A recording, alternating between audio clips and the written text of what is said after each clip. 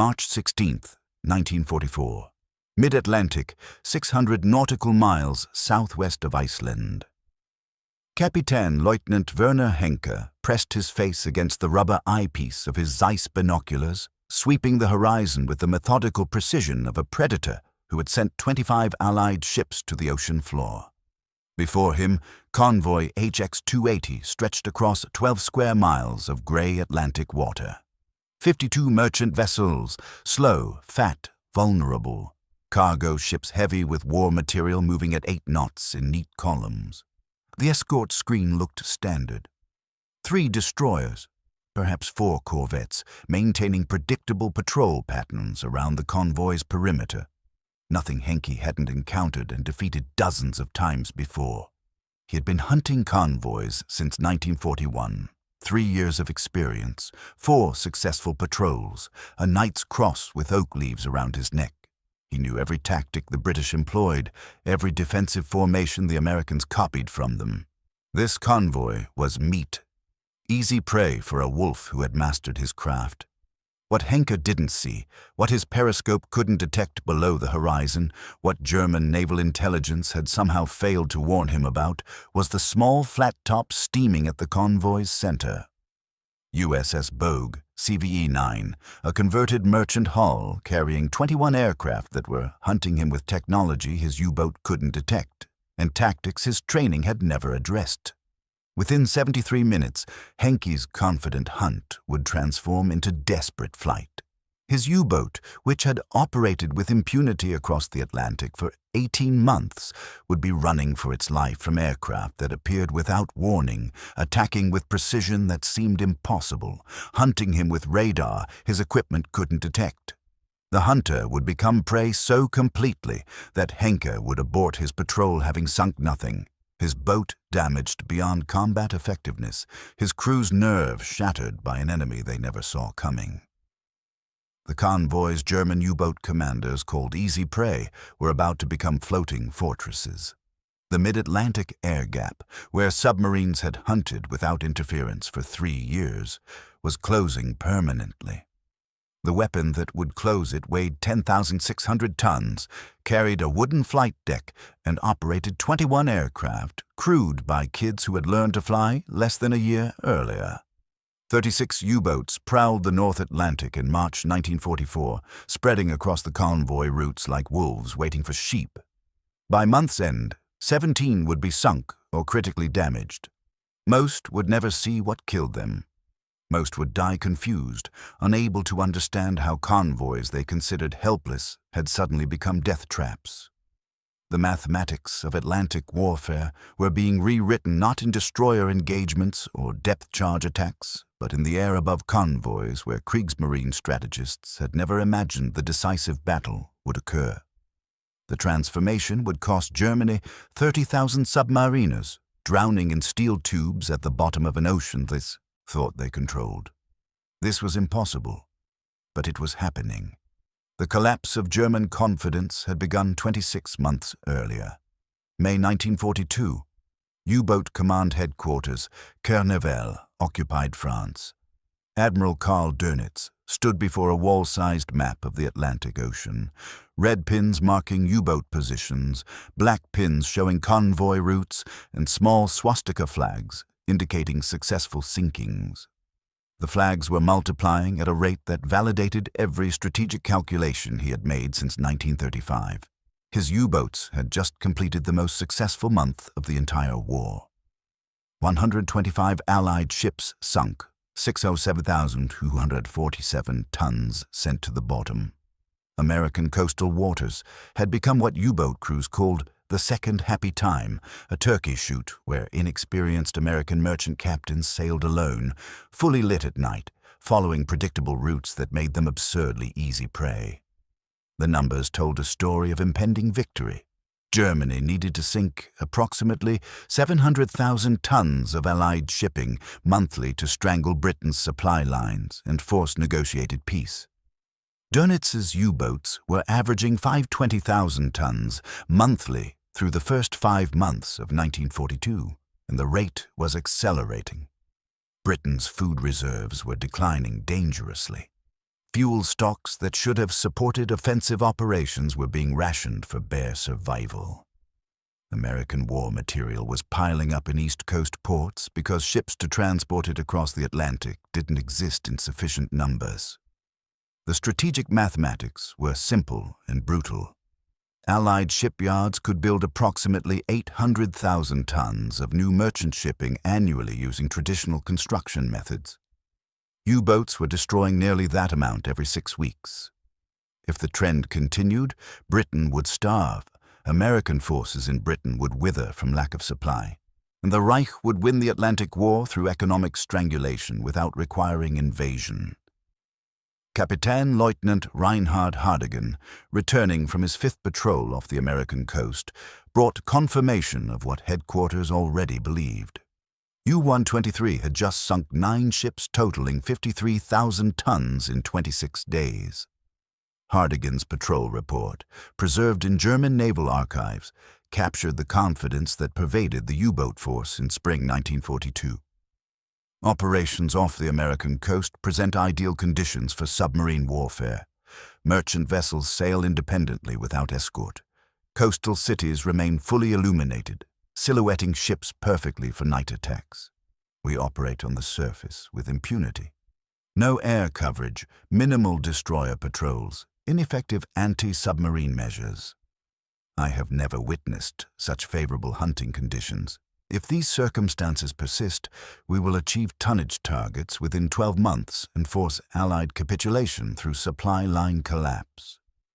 Even British convoys crossing the mid-Atlantic, while better organized than American coastal shipping, remained vulnerable to wolf-pack tactics. The mid-Atlantic air gap, a 600-mile stretch of ocean beyond the range of land-based aircraft operating from Britain, Iceland, or Canada, was a killing ground where U-boats operated on the surface day and night. Allied escort forces, comprising destroyers and corvettes, could protect convoys from surface attack and could depth-charge submerged submarines that made contact, but they couldn't detect U-boats shadowing convoys from beyond visual range or prevent wolf-pack concentrations. Korvettenkapitän Erich Topp, commander of U-552 and one of Germany's most lethal aces with 34 ships sunk totaling 197,000 tons, explained the tactical advantage U-boats enjoyed in his June 1942 after-action report. Surface visibility from our conning tower reaches approximately 12 miles in good conditions. We can detect convoy smoke at 15 to 20 miles. A surfaced U-boat traveling at 17 knots can outrun most escort vessels, allowing us to shadow convoys from safe distance while transmitting position reports to other boats. We concentrate forces, typically 6 to 12 submarines, then attack at night when darkness negates escort advantages. Surface escorts cannot effectively counter attacks coming simultaneously from multiple directions. Without air coverage, convoys are defenseless. We sink ships faster than they can coordinate response. This tactical superiority had held constant since September 1939. The Type 7 U-boat, Germany's standard submarine comprising nearly 70% of operational boats, was designed as a submersible surface vessel, not a true submarine. It spent most of its time on the surface, using diesel engines that produced 17 knots maximum speed with operational range exceeding 8,500 nautical miles. Submerged operations using battery-powered electric motors were limited to 7 knots maximum speed for approximately 1 hour before batteries required recharging, or 4 knots for extended submerged transit lasting up to 48 hours. German submarine doctrine emphasized surface operations for transit, shadowing, and even attack when tactical conditions permitted. Submarines dived primarily to attack surface targets using torpedoes, to evade immediate threats, or to hide during daylight hours in areas where air coverage existed. The term U-boat, derived from Unterseeboot, meaning undersea boat, was technically misleading. These were surface raiders that could dive temporarily, not underwater vessels that occasionally surfaced. Allied anti-submarine forces understood this vulnerability but lacked capability to exploit it systematically. Land-based aircraft could force U-boats to dive when operating within range of coastal air bases, but the mid-Atlantic air gap remained beyond their reach. Long-range B-24 Liberator bombers, modified for maritime patrol, could extend coverage partially into the gap, but there were never enough of them. Even at peak availability, Liberator coverage left vast ocean areas completely unprotected. British and Canadian escort groups fought with extraordinary courage using surface vessels that were simply inadequate for the mission. Destroyers were too few, too valuable, and too short-range to escort every convoy across the Atlantic. Corvettes, mass-produced anti-submarine vessels, were numerous but slow, uncomfortable, and limited in sensor capabilities. An escort group of 6 to 8 vessels protecting a convoy of 40 to 60 merchant ships could not prevent determined wolf-pack attacks when U-boats concentrated forces against a single convoy. The only solution was air coverage. Aircraft forced submarines to dive, making them slow and nearly blind. Aircraft could search vast areas systematically, detecting surfaced U-boats far beyond visual range of surface vessels. Aircraft could attack immediately upon detection, preventing submarines from coordinating wolf-pack tactics. But providing air coverage in mid-ocean, 1,000 miles from the nearest land base, required aircraft carriers. Britain's Royal Navy possessed exactly 0 fleet carriers available for Atlantic convoy escort in early 1942. Every operational carrier was committed to Mediterranean operations, Pacific deployments, or home fleet defense against potential German surface raiders. Fleet carriers were too valuable, too scarce, and too vulnerable to risk on convoy escort duty where German long-range patrol aircraft or surfaced U-boats might sink them. The concept of escort carriers emerged from this strategic impossibility. If fleet carriers were too valuable and land-based aircraft couldn't reach mid-ocean convoys, perhaps small carriers built specifically for convoy escort could provide the necessary air coverage. The idea was obvious, but implementation proved technically and operationally challenging. Britain began converting merchant vessels into auxiliary carriers in late 1941. These makeshift platforms, designated MAC ships for merchant aircraft carrier, carried 3 to 4 swordfish biplanes for convoy protection while continuing to transport cargo in holds beneath improvised flight decks. The conversions were crude, the aircraft were obsolescent, and the concept proved barely viable. But MAC ships demonstrated that merchant hulls could operate aircraft and that even minimal air coverage dramatically improved convoy survival rates. The United States, with its vast industrial capacity and merchant shipbuilding program already producing cargo vessels at unprecedented rates, approached the escort carrier concept with characteristic American scale. Rather than converting existing merchant ships, U.S. shipyards would design purpose-built escort carriers using C-3 cargo vessel hulls as starting points. The designation CVE, officially meaning Carrier Vessel Escort, acquired unofficial translations from crews who sailed them. Combustible, vulnerable, expendable captured the reality more accurately than any official designation. Captain Giles Short, given command of USS Bogue, the first American-built escort carrier assigned to Atlantic operations, examined his new vessel at Norfolk Naval Shipyard in March 1943, with professional assessment that balanced hope against reality. His letter to Admiral Ernest King, Commander-in-Chief of the U.S. Fleet, requested no illusions about the ship's capabilities.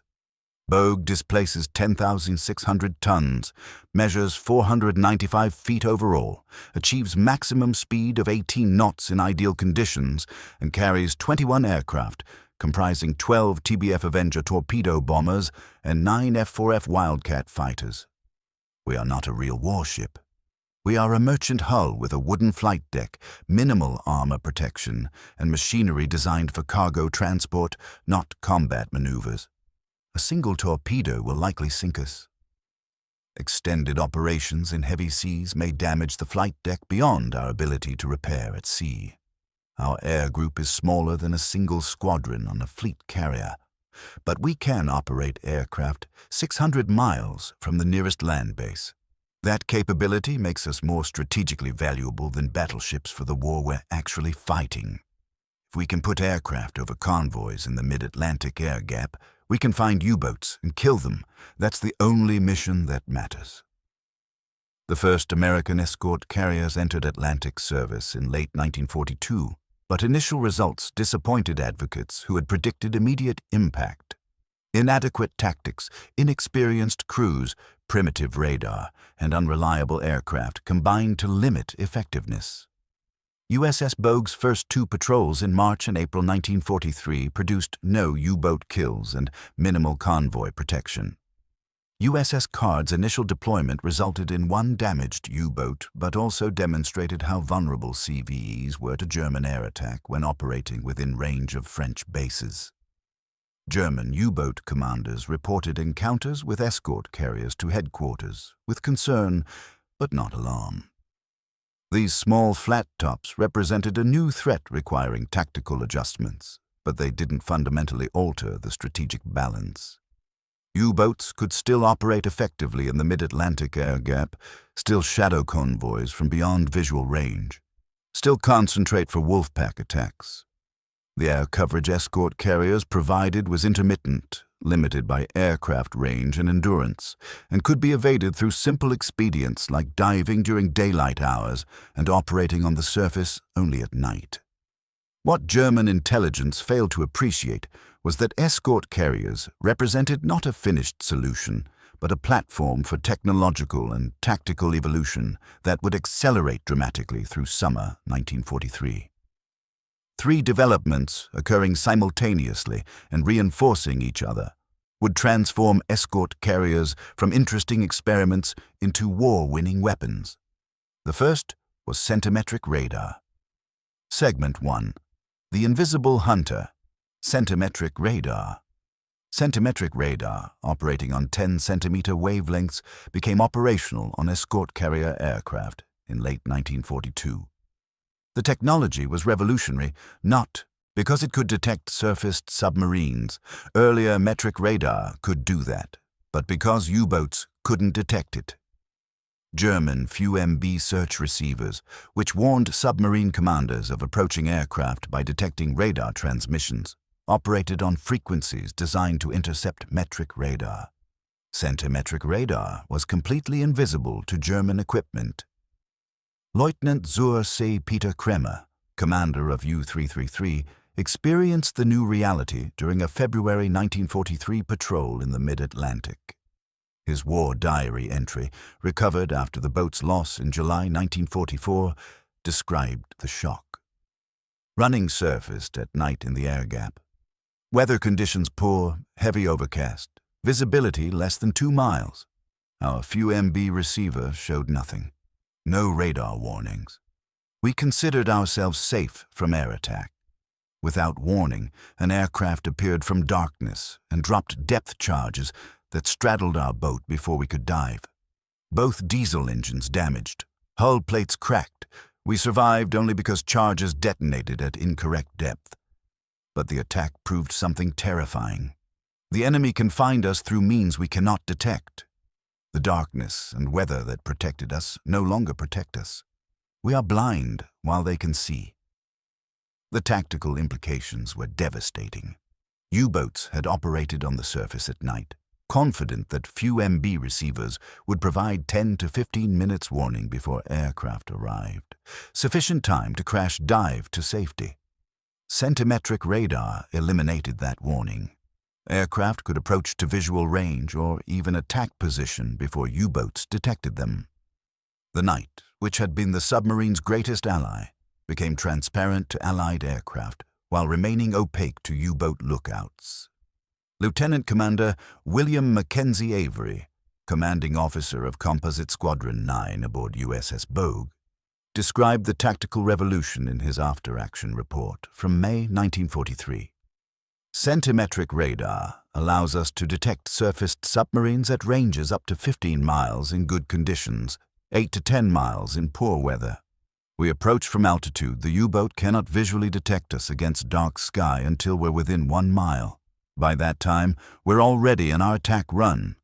U-boats diving take 30 to 45 seconds to submerge completely. Our attack run from 1 mile takes approximately 25 seconds. If we detect them beyond 2 miles, they cannot escape. The tactical advantage has reversed completely.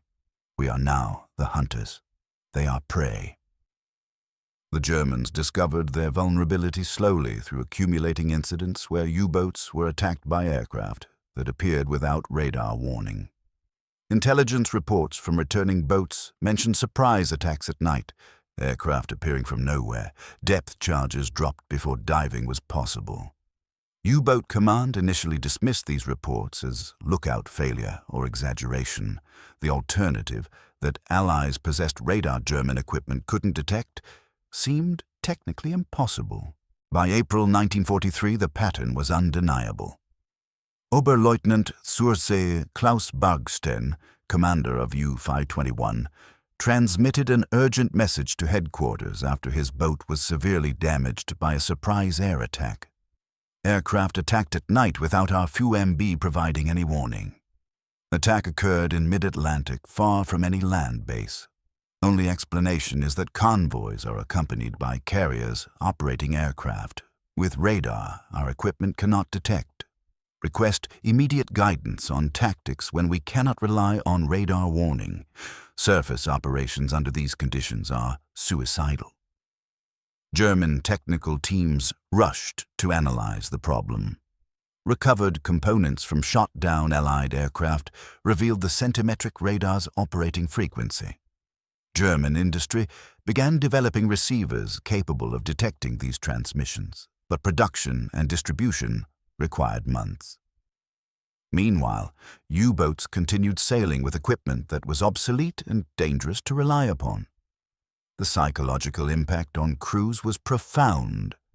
U-boat operations had always been dangerous, but crews maintained confidence through training, tactics, and technical superiority. The knowledge that aircraft could attack without warning, that the fundamental assumption of radar warning was false, shattered that confidence. Men who had considered themselves predators realized they were being hunted by an enemy they couldn't detect. Segment 2. The Aggressive Doctrine, Offensive Hunting.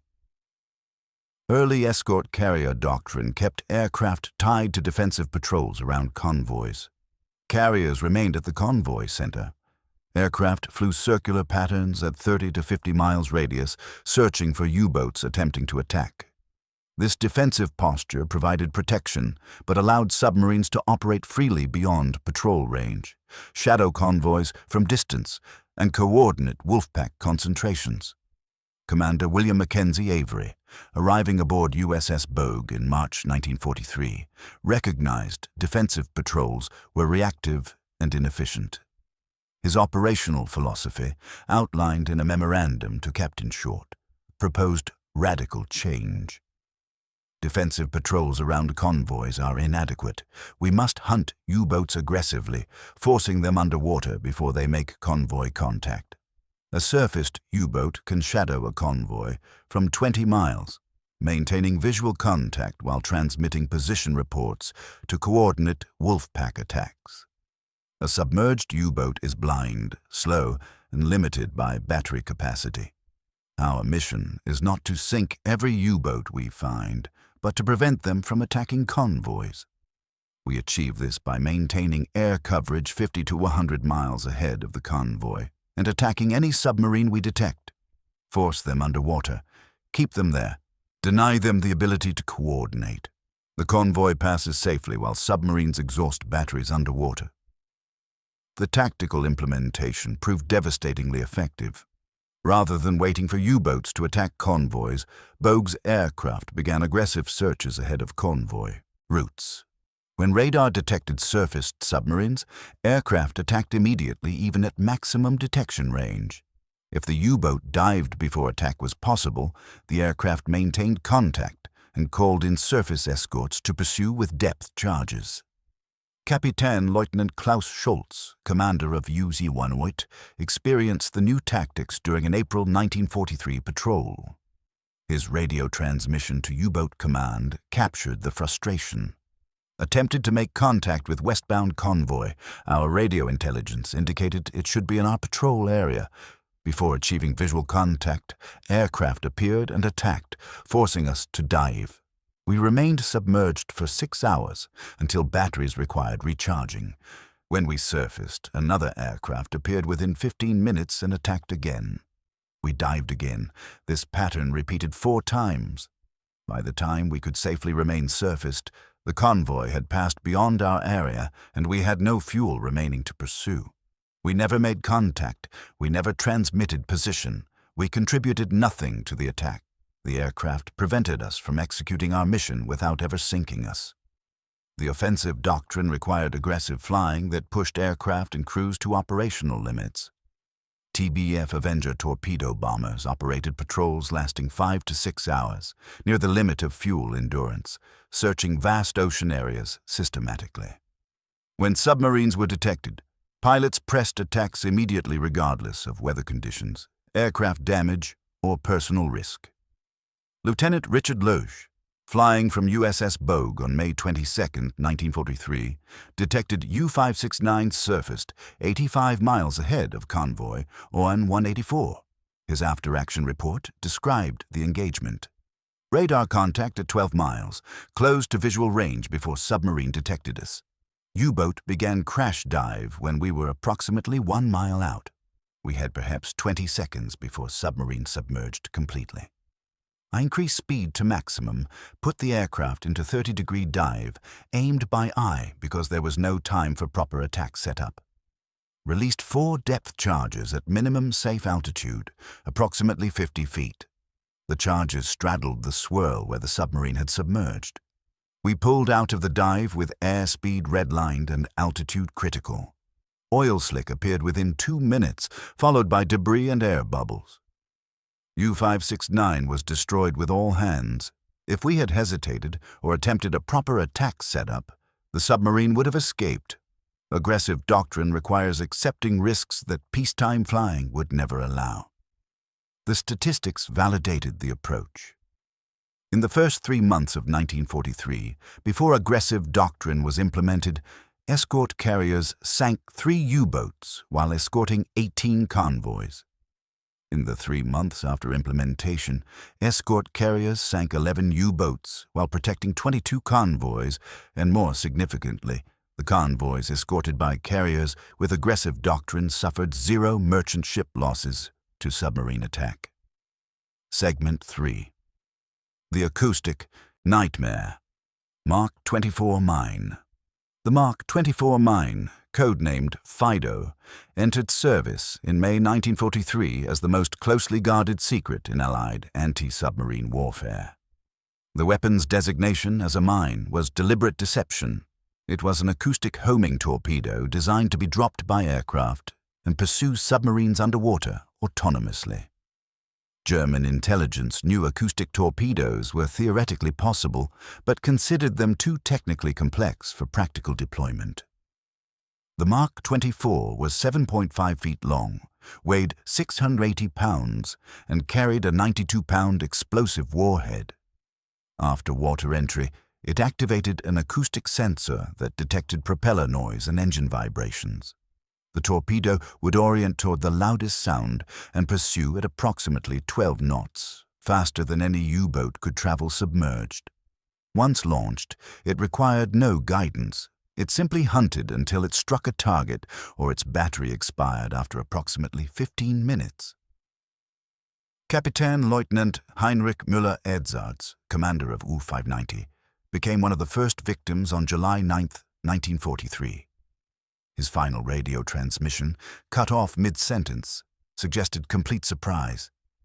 Aircraft overhead, diving to evade, depth charges miss astern, leveling at 60 meters, weight, explosion aft section, flooding uncontrollable, stern down angle increasing, boat is. U-590 sank with all 52 crew members. Survivors from other boats that escaped similar attacks described the terror of being pursued underwater by weapons that seemed supernaturally capable of tracking them. Oberleutnant zur See, Herbert Werner, executive officer on U-415, survived a Mach 24 attack in August 1943. His patrol report conveyed the psychological impact. Aircraft dropped what we assumed were depth charges. We dived to 90 meters and altered course, standard evasion. The explosions came not above us, but behind us, following our turn. Another explosion, closer. We went deeper and turned again. The explosions followed. This was impossible. Depth charges cannot follow a submarine underwater, but these did. We executed emergency deep dive to 180 meters near crush depth. The explosions stopped. Either the weapons lost us or reached maximum depth. We remained at 180 meters for 2 hours, silent running, afraid to move. When we finally surfaced, the aircraft was gone, but we had no explanation for what hunted us underwater. The acoustic torpedo created tactical situations where U-boats faced death, whether they remained surfaced or dived. Aircraft attack forced submarines underwater where they should have been relatively safe. But if the aircraft dropped acoustic torpedoes, diving put boats directly in the weapon's kill zone. U-boat commanders faced impossible choices. Stay surfaced and be attacked by depth charges. Dive and be hunted by acoustic torpedoes. Either option could be fatal. German intelligence officers interrogating captured Allied air crews in late 1943 pressed repeatedly for information about acoustic weapons. The securities surrounding Mach 24 held perfectly. Captured air crews either genuinely didn't know about them or maintained operational security despite interrogation. German technical intelligence analyzed debris from attacks and concluded Allies possessed acoustic homing capability but couldn't determine effective countermeasures. Fregattenkapitän Günther Kuhnke, staff officer at U-Boat Command, summarized the tactical situation in a November 1943 assessment. The enemy has deployed acoustic torpedoes dropped by aircraft. These weapons pursue U-boats underwater with effectiveness that makes diving no longer provide safety. Our boats face coordinated attacks from surface, air, and now underwater domains simultaneously. Surface escorts attack from above with depth charges. Aircraft attack from air, forcing us to dive. Acoustic torpedoes attack underwater when we dive. There is no safe course of action. Every tactical response exposes us to lethal threat. Without effective countermeasures, U-boat operations have become mathematically unsustainable. Segment 4. The mathematics of attrition. Kill ratios reverse. The exchange rate between Allied merchant shipping losses and U-boat losses reversed completely between early 1942 and late 1943. The transformation occurred gradually enough that German planners initially dismissed it as temporary fluctuation. By the time they recognized the trend was permanent, strategic defeat was inevitable. In the first 6 months of 1942, U-boats sank 585 Allied merchant ships totaling 3.2 million tons while losing 21 submarines. The exchange rate was 28 merchant ships sunk for each U-boat lost. At this rate, Germany would win the tonnage war. In the last 6 months of 1943, U-boats sank 67 Allied merchant ships totaling 365,000 tons, while losing 141 submarines. The exchange rate had reversed to 2.1 U-boats lost for each merchant ship sunk. This was catastrophic and unsustainable. Gross Admiral Karl Dönitz, reviewing loss statistics in December 1943, confronted mathematics that contradicted every strategic assumption. His diary entry, captured by British forces and declassified in 1968, revealed recognition that the war was lost. We have lost the Battle of the Atlantic. The statistics are undeniable. In May 1943, we lost 41 boats in 1 month. More than we lost in all of 1940. Losses continue at rates that make replacement impossible.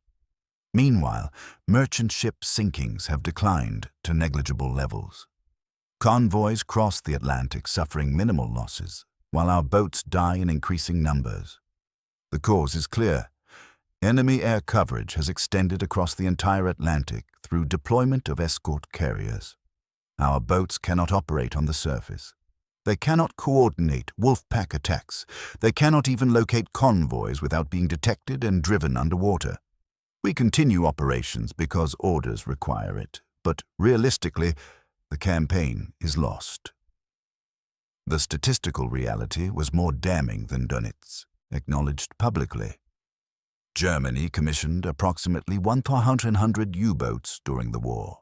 Of these, 785 were lost to all causes, representing a 71% loss rate. By comparison, Allied merchant marine casualties, while individually tragic, represented approximately 8% of total mariners who served. The casualty differential extended to individual patrols. In 1942, approximately 60% of U-boats returning from Atlantic patrols achieved at least one ship sinking. By late 1943, that rate had declined to under 15%. Most boats returned having sunk nothing, many having never successfully contacted a convoy, some having been hunted continuously by escort carrier aircraft without opportunity to attack. Kapitän-Leutnant Werner Henke, commander of U-515, experienced the transformation personally.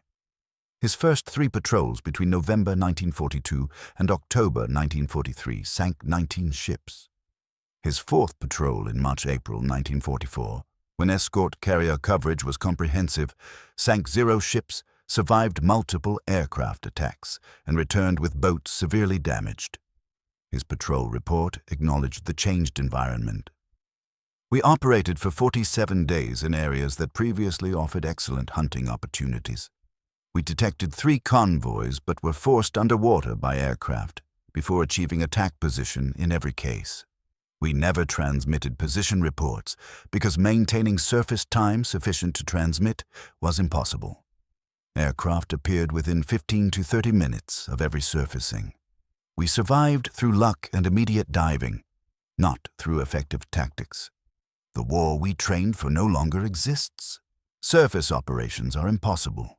Submerged operations are ineffective. We contributed nothing to the campaign while nearly losing our boat and crew. Segment 5. The human cost, U-boat. Crew casualties. The casualty rate for U-boat crews exceeded that of any other military branch in World War II.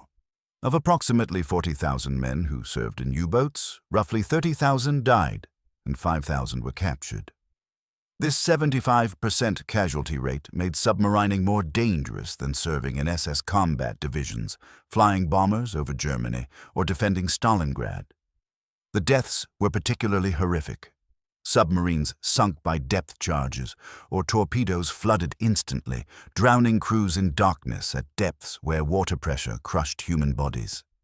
Men who survived initial flooding faced suffocation as carbon dioxide accumulated in sealed compartments.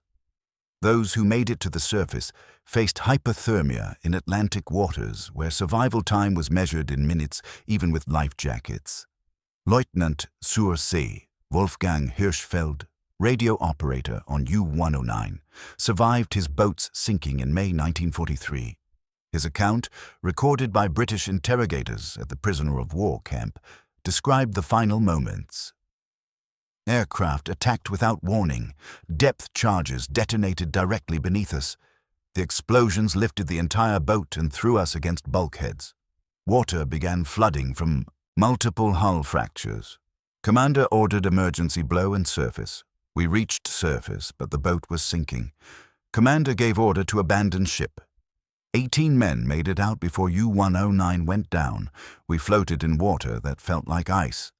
Within 20 minutes, men started dying from hypothermia. They just stopped responding and slipped under. 12 of us were alive when the British destroyer picked us up 35 minutes after we entered the water. I was one of 6 who survived. The other 35 crew members died either when the boat sank or from hypothermia in the water. The psychological burden on crews who survived attacks but continued sailing grew unbearable as losses mounted through 1943 and 1944.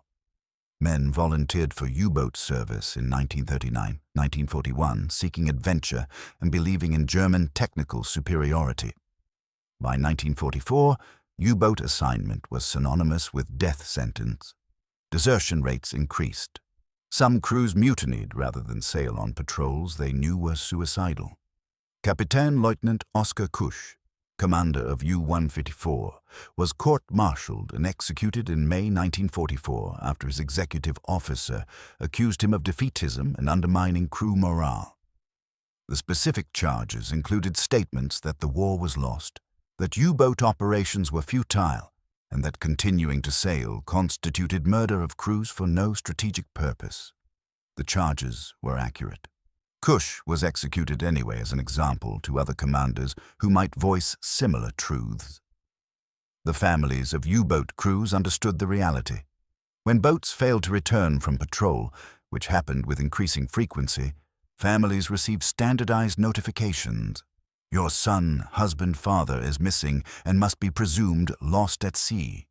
No bodies, no graves, just names added to memorials listing thousands of submariners who vanished into the Atlantic.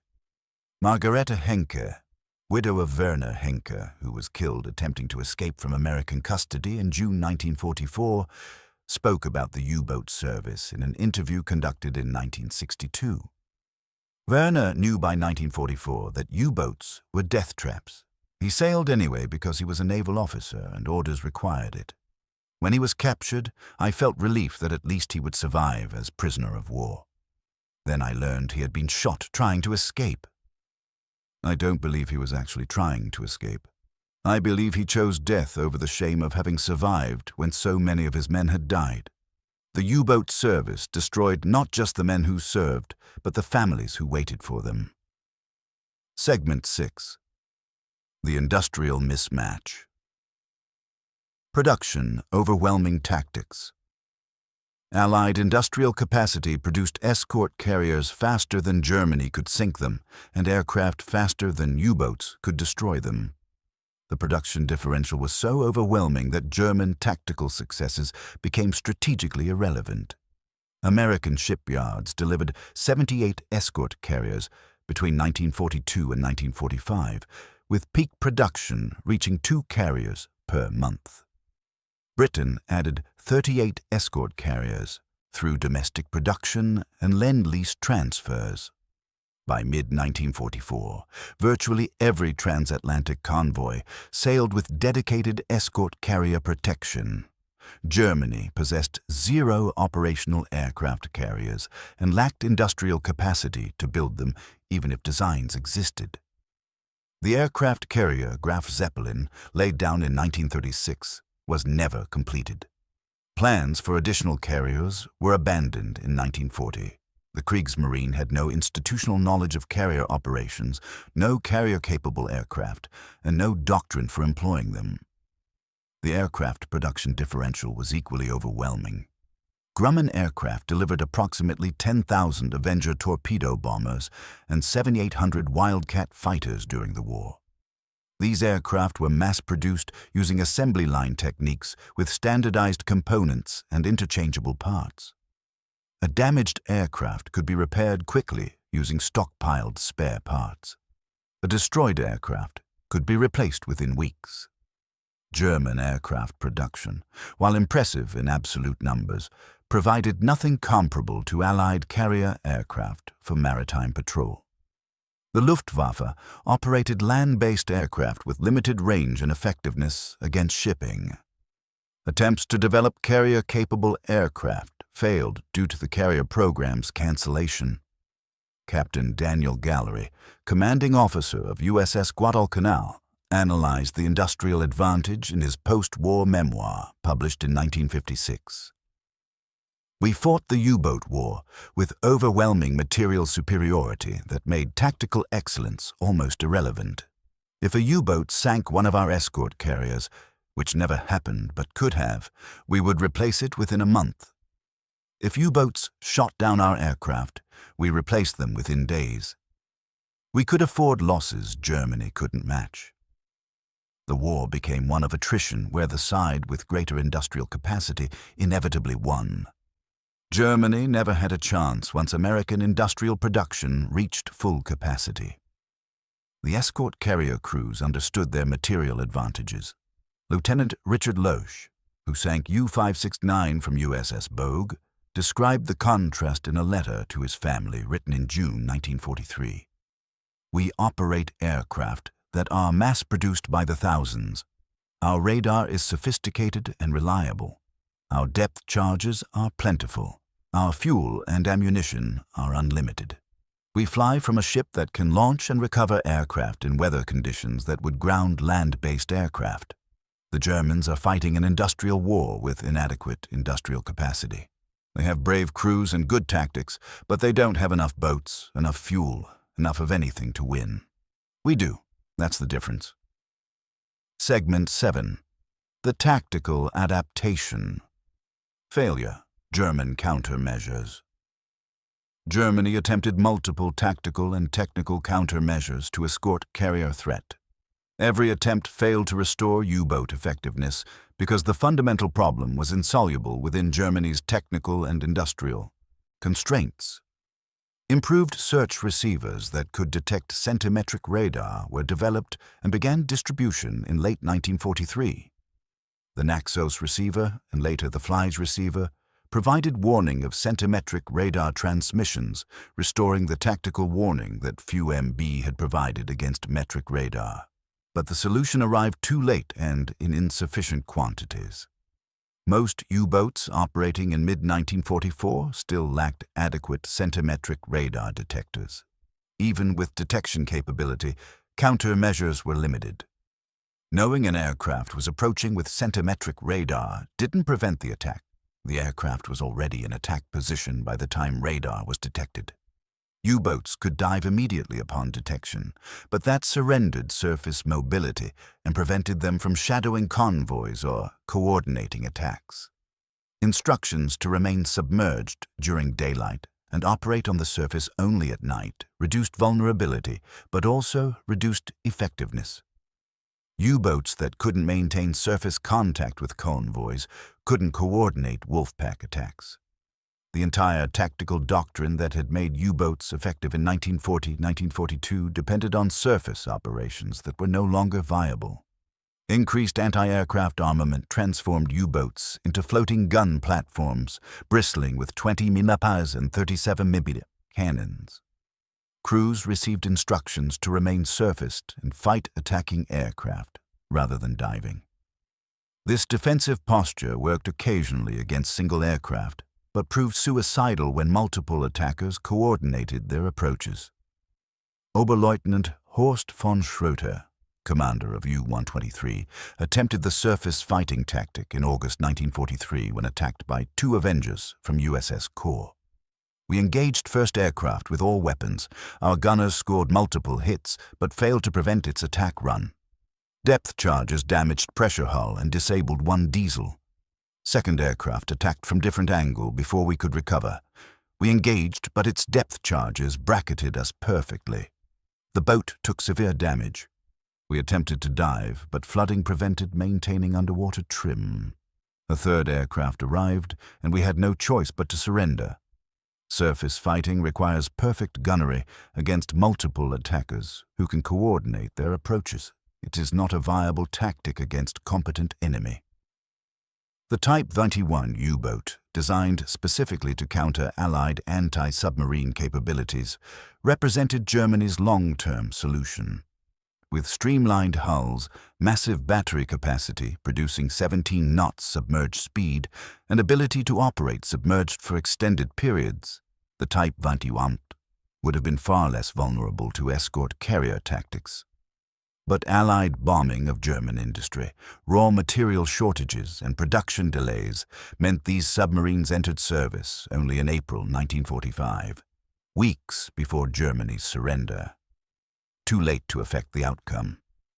Gross Admiral Dönitz, testifying at Nuremberg trials in 1946, acknowledged the EU adaptation failure. We attempted every countermeasure our technical and industrial capacity permitted. We improved radar detection. We increased anti-aircraft armament. We developed new submarine types. None of it mattered because the fundamental problem was insoluble. The enemy could provide continuous air coverage across the entire Atlantic. We could not prevent them from doing so. Once air coverage became continuous, our surface operations became impossible, and our effectiveness collapsed. The Battle of the Atlantic was lost when escort carriers closed the air gap. Everything after that was simply calculating how long we could sustain unsustainable losses. Segment 8. The Hunter-Killer Groups. Proactive submarine. Hunting escort carriers evolved from defensive convoy escorts to proactive submarine hunters in late 1943. Rather than waiting for U-boats to attack convoys, hunter-killer groups built around escort carriers actively searched for submarines and destroyed them before they could make convoy contact. USS Guadalcanal, commanded by Captain Daniel Gallery, became the most successful hunter-killer group, sinking 5 U-boats and capturing U-505 intact in June 1944. Gallery's operational concept, outlined in his patrol orders, emphasized aggressive pursuit. Our mission is not to protect convoys, but to kill submarines. We operate independently of convoy routes, using intelligence from decoded German messages to position ourselves in areas where U-boats patrol. When we detect a submarine, we hunt it until it's dead. We don't let it escape. We don't let it dive and evade. We maintain contact continuously and kill it.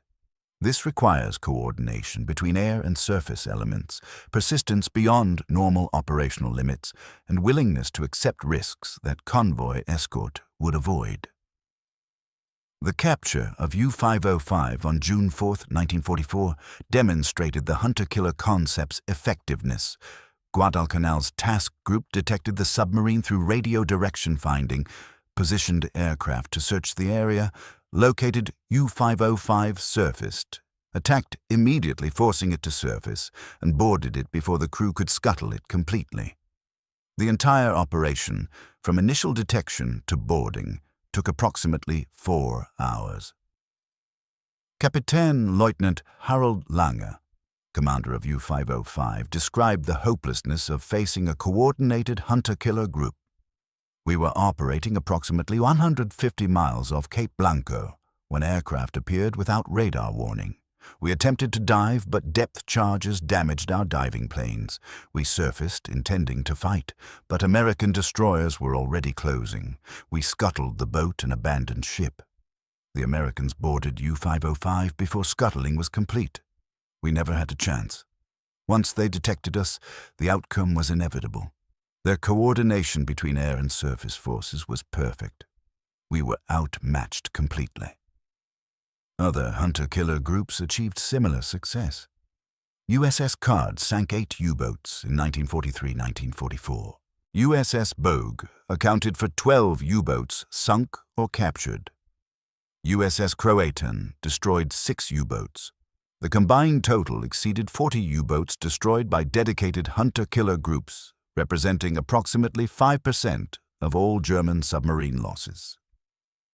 The psychological impact on U-boat crews exceeded the direct kills. U-boats operating in areas where hunter-killer groups patrolled knew they faced systematic hunting by forces specifically dedicated to their destruction.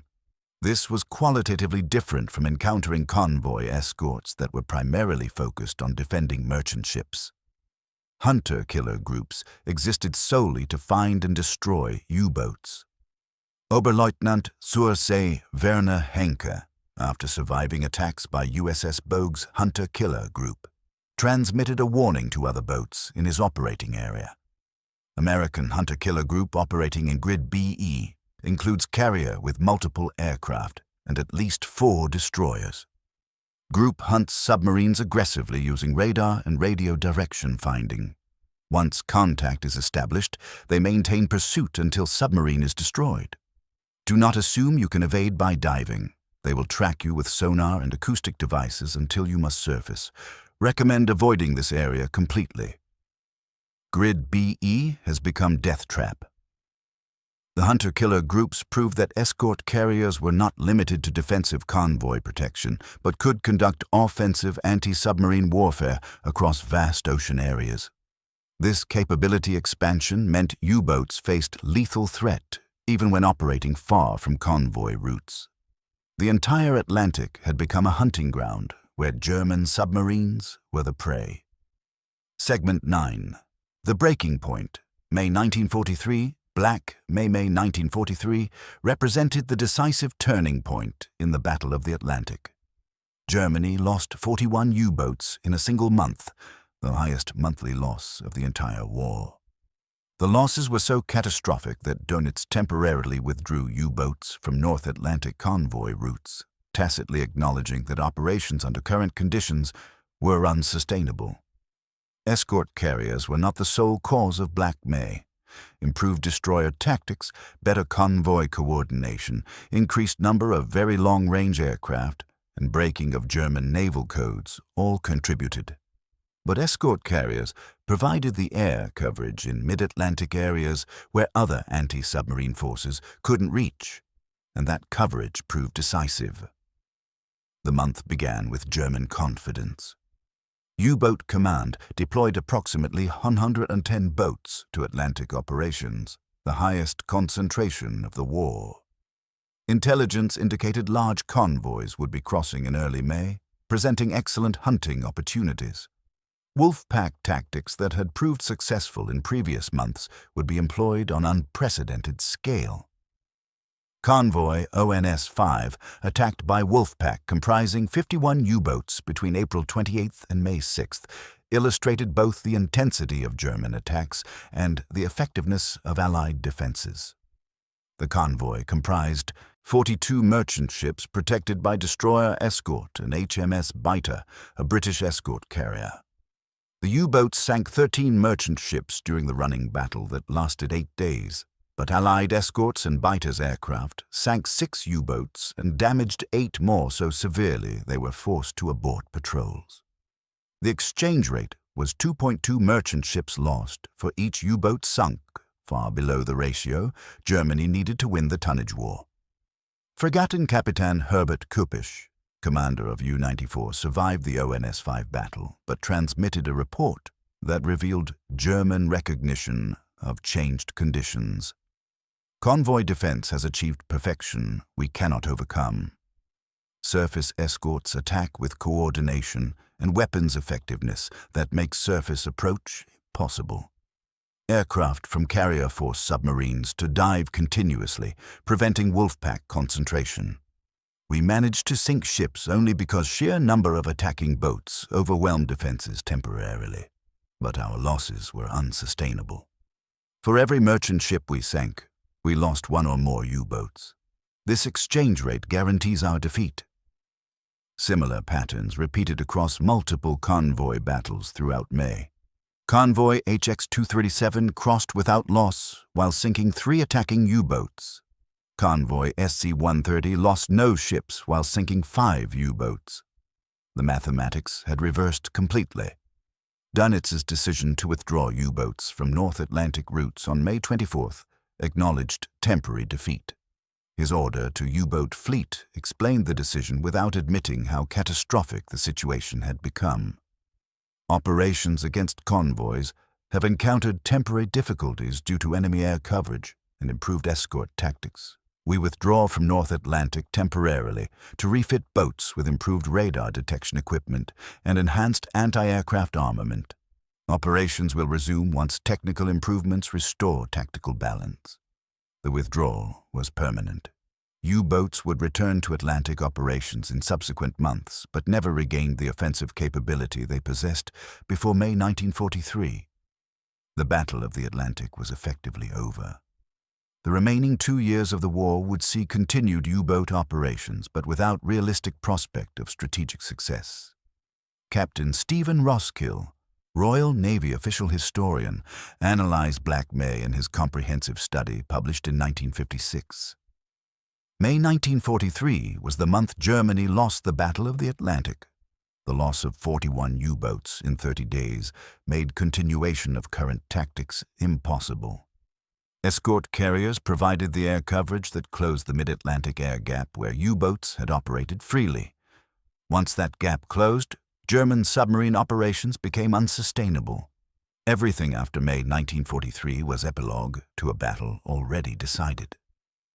Segment 10. The final accounting, strategic defeat. The final statistics of the Battle of the Atlantic reveal the completeness of Germany's defeat and the decisive role escort carriers played in achieving it.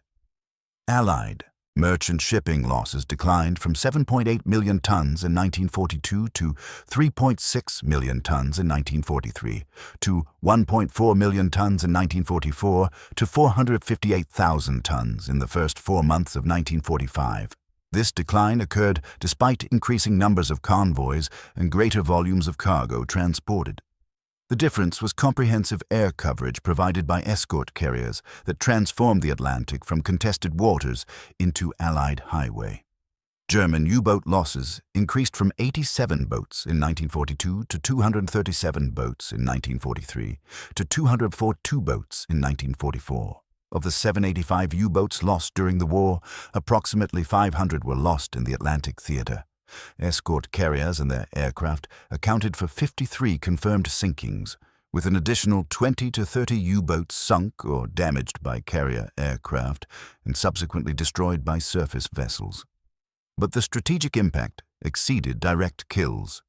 Escort carriers forced U-boats to operate submerged, reducing their effectiveness even when they survived. A U-boat on the surface could shadow convoys from beyond visual range, coordinate with other boats, and attack from optimal positions. A U-boat forced underwater could barely keep pace with convoys, had limited battery endurance, and could only attack opportunistically. Admiral Ernest King, Commander-in-Chief of the U.S. Fleet, reviewed anti-submarine operations in a report to President Roosevelt in February 1945. The deployment of escort carriers to Atlantic convoy routes proved decisive in defeating the U-boat threat. These vessels, initially dismissed by some as makeshift expedients, provided air coverage in mid-ocean areas where land-based aircraft couldn't reach. That coverage made the difference between contested convoys suffering heavy losses and convoys crossing with minimal or zero losses. The Battle of the Atlantic is won. Enemy submarines no longer pose significant threat to our supply lines. This victory enables the massive buildup of forces in Britain necessary for continental operations and ensures uninterrupted supply of our forces fighting in Europe. German assessment reached identical conclusions from opposite perspective. Gross Admiral Dönitz's final report on U-boat operations, prepared in April 1945 as Germany collapsed, acknowledged comprehensive defeat. The U-boat campaign achieved significant success in 1940-1942 when we could operate on the surface and coordinate wolf-pack attacks. The deployment of escort carriers by the enemy extended air coverage across the entire Atlantic and made surface operations impossible. Our boats were forced underwater where they became slow, blind, and ineffective. Despite the extraordinary courage of our crews, despite technical improvements to our boats, despite tactical innovations, we could not overcome the fundamental problem. The enemy controlled the air above the ocean, and control of the air proved decisive. We lost the Battle of the Atlantic when enemy escort carriers closed the air gap. Everything after that was simply determining how. Many of our men would die before the inevitable conclusion. The human cost deserves final recognition. Approximately 30,000 German submariners died during the war, most of them drowning in steel tubes, crushed by depth charges, or torpedoes at depths where water pressure destroyed human bodies instantly. They died because their leadership refused to acknowledge defeat, because withdrawal seemed worse than continuing operations that had become futile, or because orders required sailing on missions they knew were suicidal. Allied merchant mariners suffered approximately 30,000 casualties as well, killed when their ships were torpedoed and sunk. These men died in flames, drowned in icy water or survived sinkings only to die from exposure before rescue arrived. Their sacrifice enabled the supply lines that kept Britain alive and supported Allied military operations.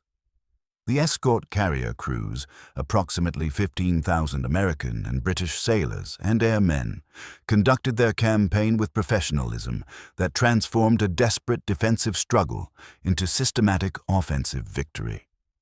They flew in weather conditions that would ground most aircraft, hunted across vast ocean areas with primitive navigation equipment, attacked submarines with weapons that required precisely calculated approach and release parameters, and did all of this operating from small carriers that pitched and rolled in Atlantic storms. The escort carrier itself proved to be one of the war's most cost-effective weapons. Built from converted merchant hulls, using standardized construction techniques, each carrier cost approximately $6 million, roughly the cost of 4 Sherman tanks, or 1/10 the cost of a fleet carrier. Yet these inexpensive platforms provided the air coverage that won the Atlantic campaign. The legacy extends beyond World War II. Modern naval doctrine recognizes that control of the sea requires control of the air above it. Anti-submarine warfare evolved from the escort carrier experience, with helicopters replacing fixed-wing aircraft, but employing similar tactics and technology. The principle that submarines cannot operate effectively when subjected to continuous airborne surveillance and attack remains foundational to naval strategy. The escort carrier's contribution to Allied victory equals or exceeds that of any other single weapon system. It closed the mid-Atlantic air gap that German U-boats had exploited for 3 years. It provided the air coverage that transformed convoys from vulnerable targets into protected formations. It enabled the proactive submarine hunting that destroyed U-boats before they could attack convoys. It made possible the uninterrupted flow of supplies that kept Britain fighting, supported Allied armies in Europe, and ultimately enabled victory. Captain Lieutenant Werner Henke, whose confident hunt in March 1944 was disrupted by USS Bogue's aircraft in the opening scene of this narrative, survived that encounter, but not the war. U-515 was caught on the surface by Guadalcanal's aircraft on April 9, 1944. Henke was forced to scuttle his boat to prevent capture. He and 43 crew members were rescued and became prisoners of war. Henke was shot while attempting to escape from Fort Hunt Interrogation Center in June 1944. He was 35 years old.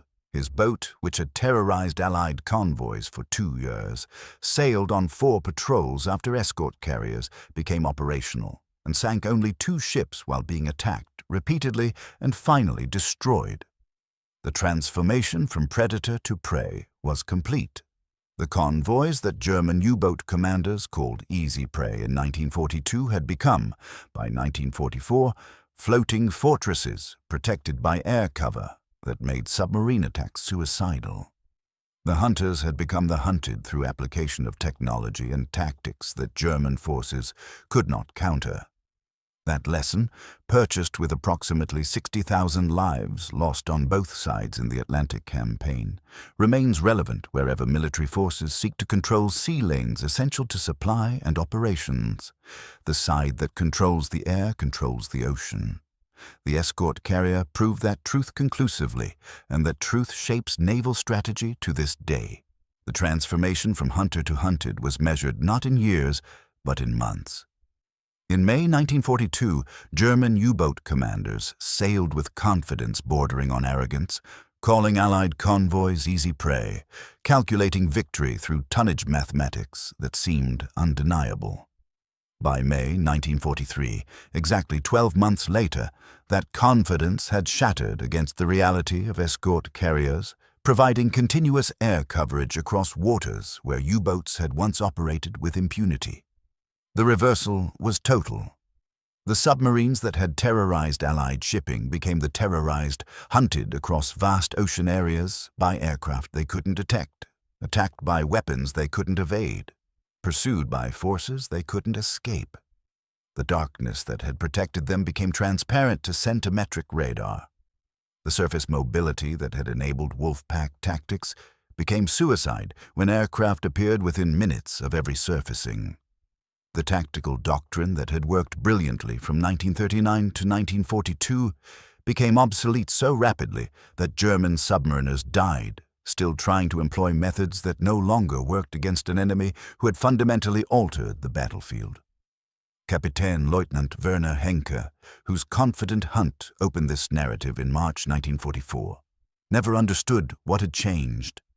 His post-action report after USS Bogue's aircraft drove him underwater repeatedly without allowing him to make convoy contact revealed a man grasping for explanations that didn't exist.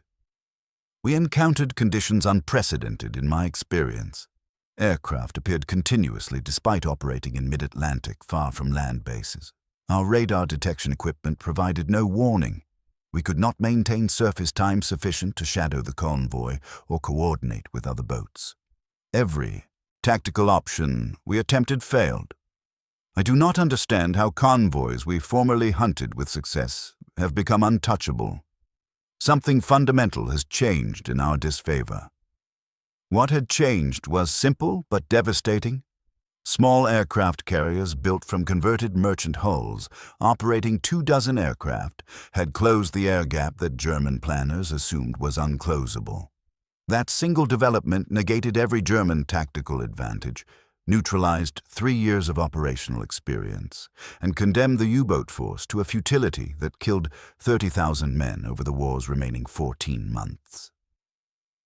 Henke sailed on one final patrol in April 1944. U-515 was caught surfaced by aircraft from USS Guadalcanal on April 9th. The U-boat, which had sunk 25 ships across 4 previous patrols, was forced to scuttle without sinking a single target on its 5th mission. Henke and 43 crew members survived to become prisoners of war. He was shot attempting to escape from Fort Hunt Interrogation Center on June 15, 1944. He was 35 years old.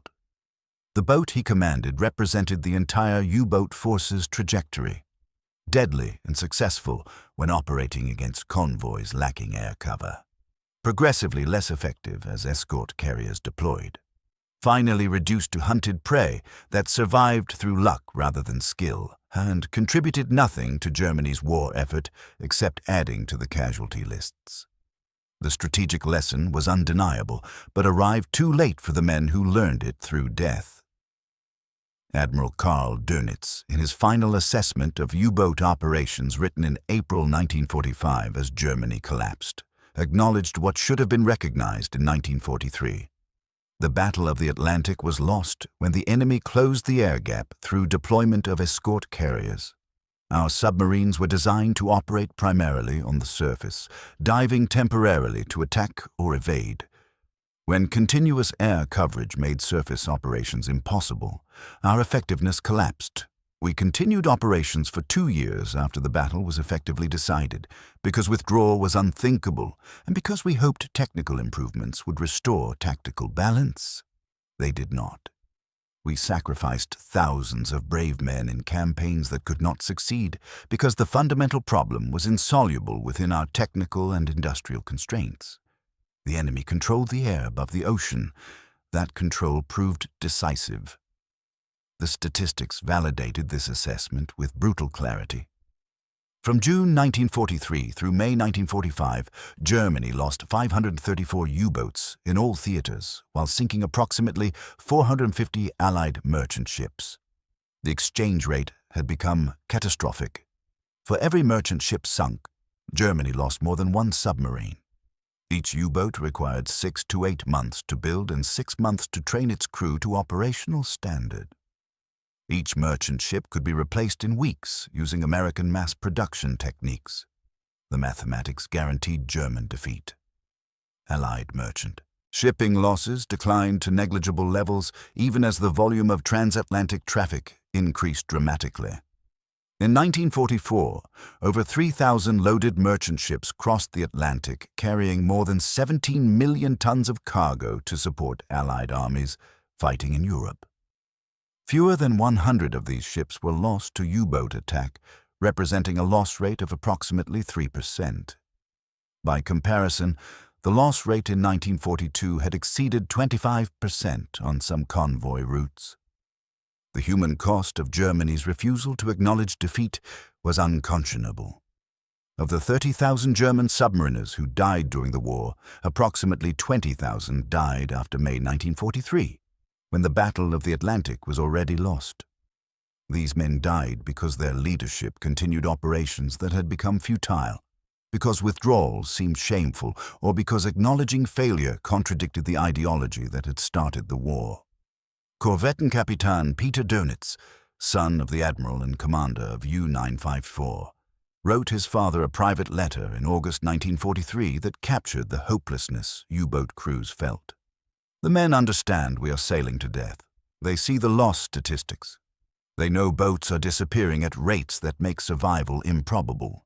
They continue serving because they are German sailors who will not abandon duty, but they harbor no illusions about prospects for survival or success. I sail with them because I am their commander and cannot ask them to face what I will not face myself. But understand clearly, we are conducting suicide operations against an enemy we cannot defeat with means available to us. The courage our crews display equals any in naval history, but courage cannot overcome technological and material disadvantages of the magnitude we face. U-954 was sunk by aircraft from USS Escort on September 19, 1943. Peter Dönitz was among the casualties. He was 24 years old. His death, like so many others, accomplished nothing except adding another name to casualty lists that grew longer every month the war continued. The Allied perspective was more clinical, but reached identical conclusions about the campaign's outcome. Admiral Ernest King, in his final report on Atlantic operations submitted in July 1945, quantified the victory escort carriers had enabled. Escort carriers proved to be the decisive weapon in defeating the U-boat threat. These vessels, built rapidly from merchant hulls at minimal cost, provided air coverage in mid-ocean areas where land-based aircraft could not reach. That coverage transformed the Battle of the Atlantic from a desperate defensive struggle into systematic offensive victory. From June 1943 onward, U-boats ceased to pose significant threat to our convoy operations. The handful of merchant ships lost after that date represented tactical successes that had no strategic impact. By 1944, convoys crossed the Atlantic with near certainty of safe arrival. This enabled the massive buildup of forces in Britain, the continuous supply of those forces after D-Day, and ultimately victory in Europe. The escort carrier's contribution to Allied victory equals or exceeds that of any other single weapon system. The technological lesson was equally clear. Control of the air above the ocean is prerequisite to control of the ocean itself. Surface vessels and submarines operating without air cover are vulnerable to an extent that makes sustained operations untenable. This principle, proved definitively by escort carriers in the Atlantic, shaped naval doctrine permanently. Modern naval forces operate under assumptions derived directly from the Atlantic campaign. Aircraft carriers of increasing sophistication provide the air cover that enables naval operations. Anti-submarine warfare relies heavily on airborne platforms using descendants of the radar and acoustic weapons escort carriers employed. The submarine forces of every Navy trained to operate assuming hostile air coverage, because the alternative, assuming you can operate undetected on the surface, was disproved at cost of 30,000 German lives. The escort carrier itself was obsolete by war's end, superseded by larger fleet carriers and purpose-built anti-submarine carriers with helicopters replacing fixed-wing aircraft. But the concept it proved that air power could be deployed far from land through mobile platforms, traveling with the forces they protected, transformed naval warfare permanently and remains foundational to maritime strategy. The legacy extends beyond military doctrine into industrial and strategic thinking. The escort carrier program demonstrated that unconventional solutions could solve problems conventional wisdom considered insoluble. The mid-Atlantic air gap seemed unbridgeable because fleet carriers were too valuable and land-based aircraft lacked range. Converting merchant hulls into small carriers was dismissed as inadequate by many naval traditionalists. The solution worked precisely because it abandoned conventional assumptions about what carriers should be and focused instead on what they needed to do.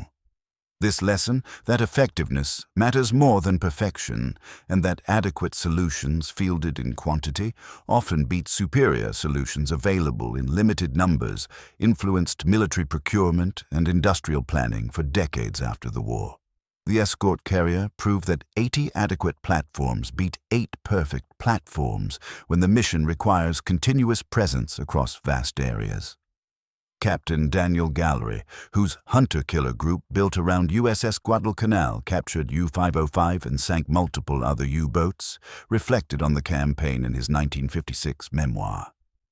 "We won the Battle of the Atlantic, not because we were braver than German submariners, not because our tactics were superior, but because we could provide continuous air coverage across the entire ocean, and they could not prevent us from doing so."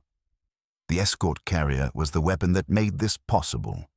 Small, ungainly vessels built from merchant hulls, dismissed by traditionalists as makeshift expedients, proved more strategically valuable than battleships or heavy cruisers, because they solved the problem that mattered. German U-boats could not operate effectively when subjected to continuous air coverage. Once we achieved that coverage, the battle was over. Everything after that was simply determining how long Germany would continue losing submarines to no purpose. The final human accounting requires acknowledgement beyond statistics. 30,000 German submariners died, most of them drowning in darkness at depths where water pressure destroyed human bodies. 30,000 Allied merchant mariners died when their ships were torpedoed and sunk. Approximately 15,000 sailors and airmen served in Allied escort carrier forces, conducting the campaign that transformed the Atlantic from contested waters into Allied highway. These men flew in weather that would ground most aircraft, hunted across vast areas with primitive equipment, attacked submarines with weapons requiring perfect timing, and did this operating from small carriers that pitched violently in Atlantic storms. Both sides fought with extraordinary courage. Both sides suffered losses that would have broken lesser men. But only one side possessed the industrial capacity to build escort carriers, the technological sophistication to develop centimetric radar and acoustic torpedoes, and the tactical flexibility to transform defensive convoy escort into offensive submarine hunting. That asymmetry determined the outcome as surely as any battle in military history. Private First Class Tadashi Yamamoto's diary entry about the Marines captured a truth equally applicable to the Atlantic campaign. He wrote that Marines would win not because they were braver, but because their nation gave them everything they needed to win. German submariners were as brave as any sailors who ever went to sea. They sailed knowing their chances of survival decreased with every patrol. They continued fighting long after any rational assessment showed continuation was futile. Their courage deserved better than the leadership that sent them to die for a cause already lost. The Convoys German U-boat commanders called easy prey in May 1942 had become, by May 1943, floating fortresses that submarines attacked at mortal peril and usually failed to damage. The transformation occurred in 12 months through deployment of a weapon Germany couldn't match and employment of tactics Germany couldn't counter. The hunters became the hunted so completely that by 1944, U-boat operations amounted to suicide missions that accomplished nothing except adding to casualty lists. The lesson, learned at cost of 60,000 lives on both sides, remains relevant wherever naval forces operate. The ocean belongs to those who control the air above it. Submarines, no matter how well designed or bravely operated, cannot function effectively when subjected to continuous air, surveillance, and attack. Surface vessels without air cover are vulnerable regardless of armor or armament. These truths, proved in the Atlantic between 1939 and 1945, shape naval strategy to this day. The escort carriers that proved these truths are gone now, scrapped decades ago, or converted to other purposes. USS Bogue, the carrier that hunted Werner Henke in March 1944, was sold for scrap in 1960. USS Guadalcanal, whose aircraft captured U-505, was broken up in 1958. The men who flew from their decks are mostly gone as well, aging veterans whose service transformed naval warfare, but whose names are largely forgotten outside specialized histories. But the revolution they achieved endures in every modern carrier battle group, in every maritime patrol aircraft hunting submarines, in every naval exercise that assumes hostile air coverage, and in every strategic calculation that recognizes control of the air is prerequisite to control of the sea. That is the escort carrier's legacy, proved in the Atlantic through systematic destruction of a submarine force that entered the war as predator and died as prey. Captain Lieutenant Werner Henke's confident smile as he observed Convoy HX-280 through his binoculars in March 1944 represented the last moment of German U-boat confidence before reality arrived in the form of aircraft he couldn't detect, tactics he couldn't counter, and technologies he couldn't evade. Within 73 minutes, his confidence had shattered. Within 5 weeks, his boat was destroyed. Within 3 months, he was dead. The easy prey he thought he was hunting turned out to be hunting him. The convoys were protected by weapons that made submarine operations not just difficult, but suicidal. The Atlantic, that had been Germany's hunting ground, became their graveyard, and the small carriers German intelligence had dismissed as inadequate proved to be the weapons that won the Battle of the Atlantic. The hunters had become the hunted. The transformation was total. The cost was measured in tens of thousands of lives. And the lesson remains. In naval warfare, control of the air is control of the sea. The escort carrier proved it. 30,000 dead German submariners paid the price for German leadership's failure to understand that truth soon enough to matter. That was the story of how convoys called easy prey became predators, and how the hunters learned too late that the ocean belonged to whoever controlled the sky above it.